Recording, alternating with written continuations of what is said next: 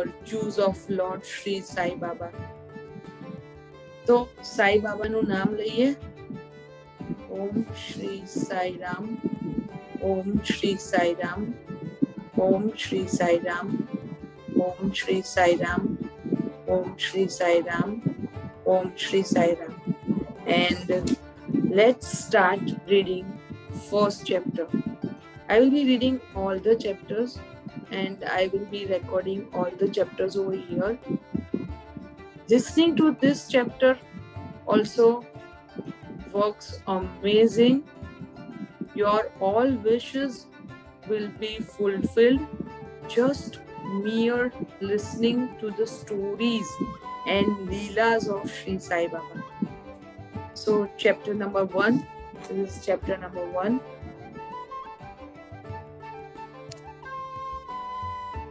The story of grinding wheat and its philosophical significance. According to the ancient and revered custom, Hemant Pant begins the work, Shri Sai Satcharitra, with various salutations.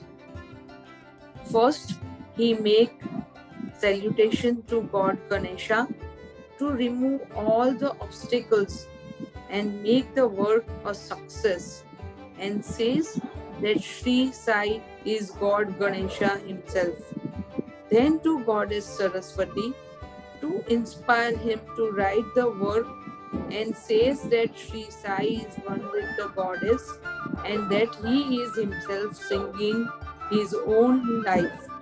Then to the god Brahma, Vishnu and Shankar, the creating, pursuing and the destroying deities respectively, and says that Sainath is one with them and he, the great teacher, will carry us across the river of worldly existence. Then to the deity Narayan Adinath, who manifested himself in Konkan, the land reclaimed by Parshuram, Ram in Hindi version, from the sea, and to Adi, original Purush of the family. Narayan Adinath को वंदन करेंगे.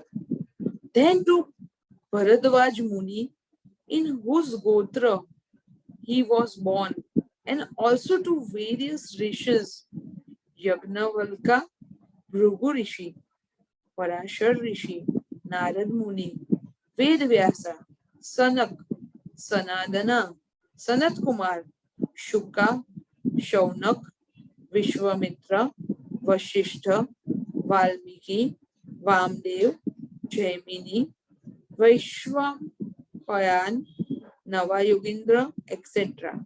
And also modern saints such as Nivrutti, Dhyandev, Sopan, Muktabai, Janardana, Eknath, Namdev, Tukaram, Kana, and Narari, etc. Then to the grandfather Sadashiv, father Raghunath, his mother who left him in the infancy, to his parent, uncle, aunt who brought him up, and to his loving elder brother. Then to the readers and praise to them to give their whole and undivided attention to his work. And lastly, to Guru Shri Sainath. Om Shri Sainathai Namo Namah. An incarnation of Shri Dattatreya, who is the sole refuge and who will make him realize that Brahma is the reality and the world an illusion, and incidentally to all beings in whom the Lord God dwells. After describing in brief various modes of devotion according to Parashar, Vyasa and Shandilya, etc., the author goes on to relate the following story. It was some time after 1910 that I went one fine morning to the masjid in Shirdi to have darshan of Sai Baba. I was wonderstruck to see the following phenomenon.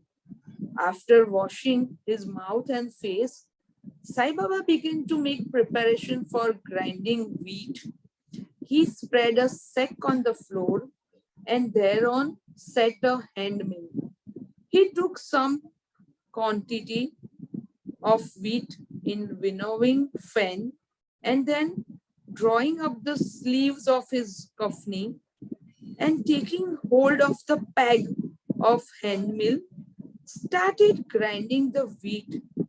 Ya Sai, Ya Sai, by putting a few handfuls of wheat in the upper opening of the mill and rotating it. I thought, what business Baba had with the grinding of wheat? And when he possessed nothing and stored nothing, and as he lives on alms, some people who had come there thought likewise कि बाबा तो भिक्षा मांग के रहने वाले हैं, बाबा को ये आटा पीसने का क्या मतलब है? But none had the courage to ask Baba what he was doing. Immediately, this news of Baba grinding wheat spread into the village, and at once men and women ran to masjid and flocked there to see Baba act. 4 bold women from the crowd forced their way up and pushing Baba aside, forcibly took the peg or handle into their hands and singing Baba's Leela started grinding. At first, Baba was angry, but on seeing the woman's love and devotion, he was much pleased and began to smile. Ya Sai, Ya Sai. You will feel Baba. Each and every word of this book leads to Baba. Will feel Baba. Om Sai Baba, Sai Baba, Teri Leela hai ye. While they were grinding, they began to think that Baba had no house, no property, no children, none to look after, and he lives on alms only. And therefore, he did not require any wheat flour for making bread also and roti also. What will he do with this large quantity of flours? Perhaps, as Baba is very kind, he will distribute the flour amongst us. Thinking in this way, and while singing, they finished the grinding, and after putting the hand mill aside, they divided the flour into 4 portions and began to remove them by taking 1 portion per head. Baba, who was calm and quiet up till now, got wild and started abusing them, saying, ladies, have you gone mad? Whose father property are you looting away? Have I borrowed any wheat from you so that you can safely take the flour? Now do this. Take the flour and throw it on the village borders. On hearing this, the women felt abashed and whispering amongst themselves, went to the outskirts of the village and spread the flour as directed by Baba. I asked the shirdi people, what was this that Baba did? They replied that as cholera epidemic was spreading in the village, this was Baba's remedy for the same. It was not wheat that was ground, but the cholera itself was ground to pieces and pushed out of the village.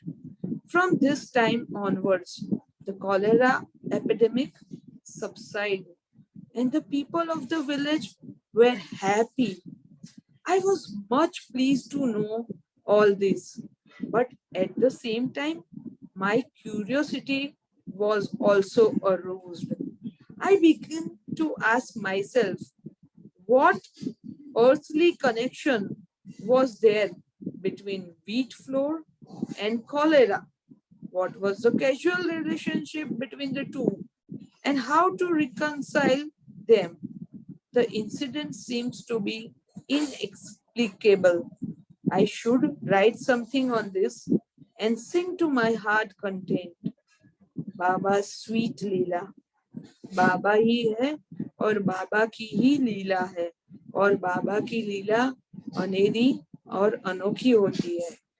Thinking in this way about this Leela, my heart was filled with joy and I was thus inspired to write the Baba's life, the Sai Satcharitra. And as we know, with Baba's grace and blessings, the work was successfully accomplished. Now, coming to the philosophical significance of grinding. Apart from the meaning which the people of Shirdi put on this incident of grinding wheat, there is, we think, of philosophical significance too. Baba lived in Shirdi for about 60 years, and during this long period, he did the business of grinding almost every day. However, not wheat alone, but the scenes, पाप जो पाप थे उनके devotees के, वो भी चक्की में बाबा पीसते थे. The mental and physical afflictions and the miseries of his innumerable devotees.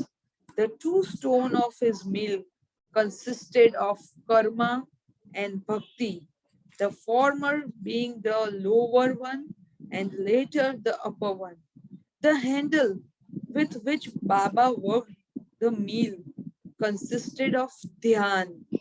It was the firm conviction of Baba that knowledge or self-realization is not possible unless there is the prior act of grinding of all our impulses, desire, scenes, and of three gunas, that is sattva, raja, and tama, and the ahankar, which is so subtle and therefore so difficult to get rid of.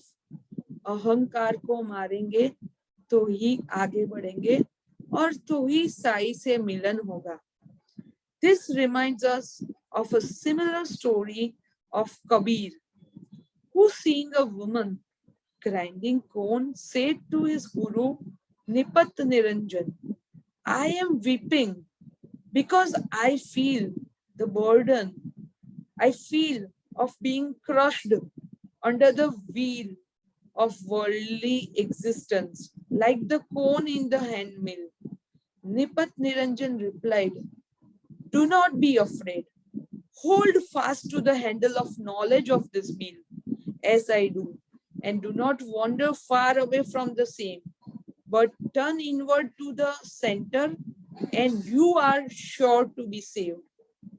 Om Sai Ram. Feel Sai Baba in each and every word. May Sai Baba fulfill all the wishes of the devotees. Bow to Sri Sai Baba. Peace be to all. Jai Sai Ram. Om Sai Ram.